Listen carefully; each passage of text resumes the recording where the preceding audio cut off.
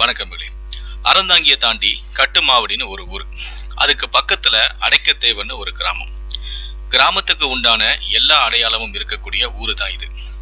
இந்த ஊருக்கு பொண்ணு பார்க்க போயிட்டு இருக்கிற என் பேரு கௌதம். பொண்ணு எனக்கு இல்லைங்க, என்னுடைய அண்ணனுக்கு. நான், என் அண்ணன், என் தங்கச்சி, அப்புறம் அம்மா அப்பா எல்லாருமே போய்கிட்டு இருக்கோம். என் அம்மாவுக்கு பொண்ணோட அப்பா அண்ணன் முறை. அதனாலதான் நாங்க பொண்ணு பார்க்க போயிட்டு இருக்கோம். கட்டுமாவடியில இருந்து அடைக்கத்தேவனுக்கு டவுன் பஸ்ல தான் போகணும். ஆனா பஸ்ல எங்களோட மூட்டை மூட்டையா கருவாடும் வருது. மொத்த குடும்பத்துக்குமே வாந்தி எடுத்து எடுத்து மயக்கமும் வருது. ஒரு வழியா எப்படியோ சேர்ந்துட்டோம். இறங்கின உடனே உடம்பெல்லாம் ஒரு மாதிரியா பிசு பிசுப்புன்னு இருந்துச்சு. உடனே அம்மா சொன்னாங்க, தம்பி இங்க கடல் பக்கம்டா, உப்பு காத்துல உடம்பு இப்படி பிசு பிசுப்பு தட்டும், ஆனா நமக்கு உடம்புக்கு ஒன்றும் ஆகாது, பயப்படாதீங்க வாங்கன்னு சொன்னாங்க. எங்க அம்மாவுக்கு இதெல்லாம் சகஜ போல அப்படின்னு நினைச்சிட்டு நடக்க ஆரம்பிச்சோம். அம்மாவோட தலைமையில நாங்க எல்லாருமே பின்தொடர்ந்தோம். அப்போ தூரத்துல ஒரு டிவிஎஸ் 50 மின்னல் மாதிரி வந்துட்டு இருந்துச்சு. பக்கத்துல வரும்போதுதான் நான் அதை கவனிச்சேன். அது ஆம்பளை மாதிரி சட்டை போட்டுட்டு வர்ற ஒரு பொண்ணுன்னு. எங்க அம்மா அந்த பொண்ணுடைய தலையில கொட்டி, அடியே இவளை, எதுக்கடி இவ்வளவு வேகம், கல்யாண பொண்ணு மாதிரி இல்லாம எதுக்கடி இங்க வந்தன்னு மிரட்டுனாங்க.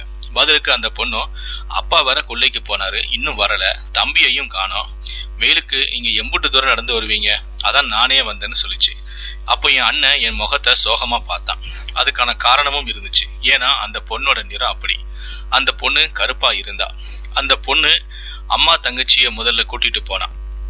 அப்புறமா என்னுடைய அப்பாவை, அதுக்கப்புறமா எங்களை கூட்டிட்டு போவ அவளுடைய அப்பா தான் வந்தாரு.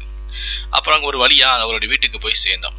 சின்னதா ஒரு ஓட்டு வீடு, வாசல்ல ஒரு பெட்டி கடை, நல்ல வளர்ந்து நிக்கிற ஒரு வேப்ப மரம், திண்ணையில ஒரு பெரிய கலப்பை. போன உடனே நம்ம ஊர் சொம்பு நிறைய டீ கொடுத்தாங்க. இது உபசரிப்பா இல்ல ஒவ்வொருத்தரமானே தெரியல. மறுநாள் காலையில தான் பொண்ணு பார்க்க போறோம். அதுக்காக பக்கத்து வீட்டு வாசல்ல படுக்க. வரிசையா ரொம்ப வருஷம் ஆகுது. எங்க மொத்த குடும்பமே ஒன்னா படுக்குது. எங்க அம்மா அவங்க அண்ணன் கூட உட்கார்ந்து பழைய கதைகள் எல்லாம் பேசிக்கிட்டு இருந்தாங்க. நிலா வெளிச்சத்துல என் பக்கத்துல என் அண்ணன் கண் கலங்கிட்டு இருந்தான். நான் அதை கவனிச்சேன். எனக்கு அவனை பத்தி நல்லா தெரியும். அவன் ரொம்ப ரொம்ப அமைதியானவன். எதையுமே அம்மா அப்பா கிட்ட தைரியமா சொல்லவே மாட்டான், பயப்படுவான். அவனுக்கு இந்த சூழ்நிலை, இந்த கிராமம், இந்த பொண்ணு எதுவுமே அவனுக்கு பிடிக்கல. இதை யார்கிட்டையும் சொல்ற தைரியமும் அவனுக்கு இல்ல. அவன் ராத்திரி பூரா தூங்காம அழுதுகிட்டே இருந்தான். நான் அதை பார்த்துக்கிட்டே இருந்தேன். காலையில குளிக்க குளத்துக்கு நாங்க போனோம். அங்க போய் பார்த்தா ஆடு, மாடு, மனுஷன் எல்லாத்துக்குமே ஒரே குளம் தான். சரி என்ன செய்யறது, இந்த ஊர்ல இப்படிதான் போல அப்படின்னு நினைச்சிட்டு நாங்க எல்லாருமே அந்த குளத்தை தான் குளிச்சுட்டு வீட்டுக்கு வந்தோம். அப்புறம் மறந்துட்டேனே, பொண்ணோட பேரு சொல்லவே இல்லையே. பொண்ணோட பேரு முத்துலட்சுமி. காலையில 10 மணிக்கு ஊரு பெரியவங்க எல்லாருமே வந்துட்டாங்க. பெண் பார்க்கக்கூடிய படலம் ஆரம்பிச்சிருச்சு. அந்த சமயத்துல வீட்டு வாசல்ல ஒரு பொண்ணு கையில குழந்தையுடன் பயந்த முகத்துடன் வெளியே நின்றுகிட்டு இருந்தாங்க. அப்போ எங்க மாமா போய் தான் அந்த பொண்ணுகிட்ட ஏதோ பேசினாங்க. விசாரிச்சுட்டு முத்துலட்சுமியை அனுப்பியும் வச்சாங்க. வீட்டு பின்பக்கமா வர சொல்லி அந்த குழந்தைய தூக்கி பார்த்து, ஒண்ணுமில்ல நாங்க, புள்ளைக்கு குடல் பிறண்டு இருக்கு, இதுக்கு போய் பயந்துட்டு அப்படின்னு முத்துலட்சுமி சொல்லிட்டு வீட்டுக்குள்ள இருந்து ஒரு கிண்ணத்துல எண்ணெயை கொண்டு வந்து அந்த குழந்தைய தன்னுடைய காலில் படுக்க வைத்து தனது நாக்க சுழற்றி விளையாட்டி காட்டியவாறே வயிற்றை நீவி அந்த சரி செய்து விட்டார். அழுத குழந்தை கொஞ்ச நேரத்திலேயே அவளுடைய கொஞ்சலுக்கு சிரிக்க ஆரம்பிச்சிச்சு. எனக்கு இது ஆச்சரியமாக இருந்துச்சு. குழந்தையுடைய தாய், என்ன எப்படிப்பட்ட குழந்தையுமே உன்னுடைய கையில சிரிச்சிடும் புள்ள அப்படின்னு சொல்லிட்டு தன்னுடைய முந்தானையில வச்சிருந்த ஒரு 10 ரூபாயை எடுத்து அந்த முத்துலட்சுமி கிட்ட கொடுத்தாங்க. முத்துலட்சுமி அதை வாங்கிக்கிட்டு வீட்டுக்குள்ள வந்தா. வீட்டுக்குள்ள வந்ததுமே சாமி படத்துக்கு கீழே இருந்த உண்டியல்ல அந்த 10 ரூபாயை போட்டா. பிறகு இந்த பெண் பார்க்கக்கூடிய படலம் தொடங்க, நான் அதை எப்படியாவது நிறுத்திடணும், பெண் பார்க்கும் போதே நான் எந்திரிச்சு இந்த திருமணத்தை எப்படியாவது நிறுத்தின்னு சொல்லி நான் எழணும் அப்படின்னு நினைச்சிட்டு இருக்கும் போதே முத்துலட்சுமி உடனே எனக்கு முன்னாடியே சபையோர் முன்னிலையில என்னை எல்லாருமே மன்னிச்சிருங்க, எனக்கு இந்த கல்யாணத்துல இஷ்டம் இல்லை, எங்களுடைய அப்பா அம்மா கிட்ட நான் சொன்னேன், ஆனா அவங்க கேட்கல, அதனாலதான் நான் இப்போ உங்க முன்னாடி இந்த ஊர் ஜனங்க எல்லாரும் முன்னாடி நான் சொல்றேன் அப்படின்னு சொன்ன உடனே அவருடைய அப்பா முத்துலட்சுமி அடிக்க கை வாங்கினாங்க. உடனே எங்க அப்பா போய் அதை தடுத்து நிறுத்து, ஏமா வேணான்னு சொல்றேன்னு காரணத்தை கேட்டாங்க. உடனே முத்துலட்சுமி, எப்படி மாமா சரியா வரும், மாமாவும் நானும் ஜோடியா நின்னா கூட எல்லாருமே சிரிப்பாங்க, உறவுக்காக கல்யாணம் பண்ணி வச்சு மாமாவுடைய வாழ்க்கையை நீங்க கெடுத்துறாதீங்க அப்படின்னு சொன்னாங்க. அவள் இப்படி சொன்னதுமே மொத்த சபையுமே அமைதியாச்சு. அவளுடைய கண்கள் அப்போ கலங்கி போயிருந்துச்சு. அவள் முந்திவிட்டாள்.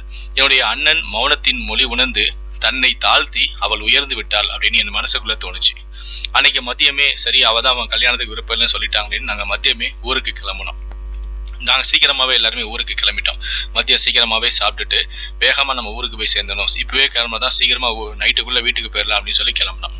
அப்ப நாங்க ஒரு பஸ் ஏறதுக்காக பஸ் ஸ்டாண்டுக்கே வந்துட்டோம். அந்த சமயத்துல நான் அம்மா கிட்ட சொன்னேன், அம்மா என்னுடைய போனை நான் வீட்டிலேயே மறந்து வச்சுட்டேன், நான் போய் வீட்டுல போய் எடுத்துட்டு வரேன் அப்படின்னு சொன்னேன். சரி போய் எடுத்துட்டு வா அப்படின்னு சொன்னாங்க. நான் உடனே வந்து அங்கிருந்து நேரா வீட்டுக்கு வந்தேன். நான் வீட்டுக்குள்ள வந்து பார்த்தா நடு வீட்டுல முத்துலட்சுமி தேம்பி தேம்பி அழுதுகிட்டு இருந்தா. அப்போ நான் அவ பக்கத்துல போய் உட்கார்ந்துட்டு அவருடைய கண்ணாடி வளையல்கள் நிறைந்த கையை பிடிச்சு, இன்னும் நான் எத்தனை வருஷம் வாழ போறேன்னு தெரியல, ஆனா நான் வாழ போற ஒவ்வொரு நிமிஷமும் உன் கூட வாழணும்னு ஆசைப்படுறேன்னு சொன்னேன். இந்த முகத்தை தாண்டி ஒரு அழகு இருக்குடி, அது உன்னுடைய மனசு.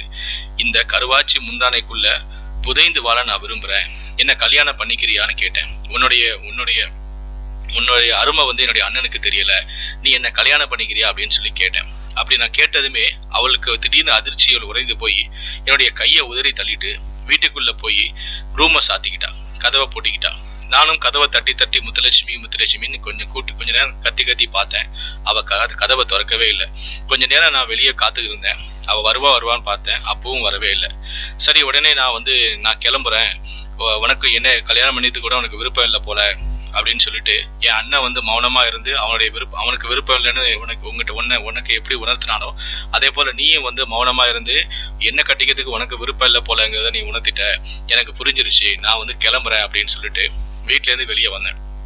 நான் கிளம்பி வாசலுக்கு வந்ததுமே ஜன்னல் வழியா வந்து சலசலன்னு கண்ணாடி வலைகள் குறுங்கக்கூடிய ஒரு சத்தம் கேட்டுச்சு. நான் உடனே திரும்பி பார்க்க அவ என்கிட்ட சொன்னா, பரிசம் போட எப்ப வருவீங்க மாமான்னு கேட்டா. நான் முதல்ல அண்ணனுடைய கல்யாணம் முடியட்டும், அடுத்து நம்ம கல்யாணம் அப்படின்னு சொல்லிட்டு ரொம்ப சந்தோஷமா அங்கிருந்து கிளம்புனேன். 6 மாசத்துல என்னுடைய அண்ணனுக்கும் கல்யாணம் முடிஞ்சிச்சு. அடுத்த மாசமே எங்களுடைய கல்யாணமும் முடிஞ்சிச்சு. கல்யாணம் முடிஞ்சதுமே அண்ணன் அமெரிக்கா போயிட்டான், வரவே இல்லை. கிட்டத்தட்ட 6 வருஷம் கழிச்சு இப்பதான் தங்கச்சியோடைய கல்யாணத்துக்கே வந்திருக்கான். அவனுக்கு ஒரே ஒரு பையன் தான். ஆனா எனக்கு ஒரு பையன் ஒரு பொண்ணு. இப்போ 3ஆவதா வயிற்றுல 5 மாசம். என் அண்ணன் எங்களை தான் பார்த்துக்கிட்டே இருந்தான். கல்யாணத்துக்கு வந்த அண்ணன் மொத்த கல்யாண வேலையுமே முத்துலட்சுமி கவனிச்சுக்கிட்டு இருந்தா. எனக்கு டயத்துக்கு சாப்பாடு தந்துட்டோம், என் அம்மா அப்பாவை கவனிச்சுட்டோம், மொத்த குடும்பத்துக்கு ஒரு தாய் போல எல்லா வேலைகளையும் இழுத்து போட்டு செஞ்சுக்கிட்டு இருந்தா. அதே சமயம் கல்யாணத்துல மூளையில உட்கார்ந்து மொபைல் போன்ல ஃபேஸ்புக்கையும் வாட்ஸ்அப்பையும் பார்த்துட்டு இருந்த அவனுடைய பொண்டாட்டியையும் அண்ணன் பார்த்தான். இப்ப புரிஞ்சிருக்கும் அவனுக்கு, ஆண்டவன் தேவதைய கண்ணுல காட்டும் போதே புரிஞ்சுக்கணும்னு. மனைவி அமைதவெல்லாம் இறைவன் கொடுத்தவரங்க. இந்த வீடியோவை பத்தி உங்களுடைய கருத்துக்கள் என்ன அப்படிங்கிறத கீழே இருக்கக்கூடிய கமெண்ட் செக்ஷன்ல மறக்காம சொல்லுங்க. முடிந்த அளவுக்கு இந்த வீடியோவை மற்றவங்களுக்கும் ஷேர் பண்ணுங்க. மேலும் இது போன்ற பல வீடியோக்களை பார்க்கணும்னு மறக்காம சேனலை சப்ஸ்கிரைப் பண்ணுங்க. கூடவே அந்த பெல் சிம்பலையும் மறக்காம கிளிக் பண்ணுங்க. இந்த வீடியோ பிடித்திருந்தால் லைக் பண்ணுங்க, கமெண்ட் பண்ணுங்க, ஷேர் பண்ணுங்க. உங்களுடைய ஆதரவு கொடுங்க. நன்றி, வணக்கம்.